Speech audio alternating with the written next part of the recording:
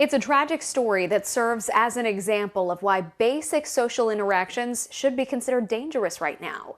As Mississippi's COVID-19 case numbers begin to drop for the first time in weeks, three friends are dealing with a tragic turn of events that stemmed from a night of fun that seemed harmless at the time. COVID-19 specialist Amanda Decker has their story. Over the last 24 hours, positivity rates for COVID-19 have been on the decline in Mississippi for the first time in weeks.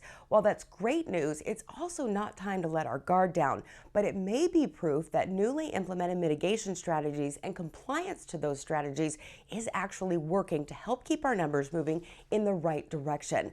But for a couple of business owners in Biloxi, Mississippi, they know the true realities and what can really happen if you do get COVID-19. Bobby Lewis is relatively well known in the Biloxi area for his popular trivia nights.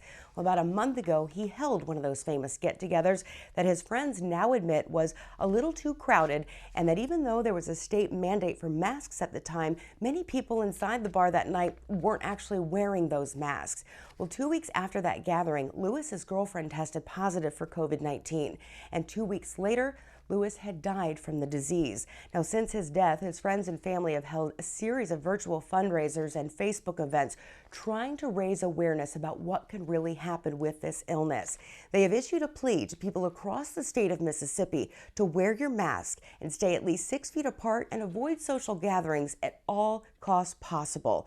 Reporting for Fox 23 News at 9, I'm COVID-19 specialist Amanda Decker.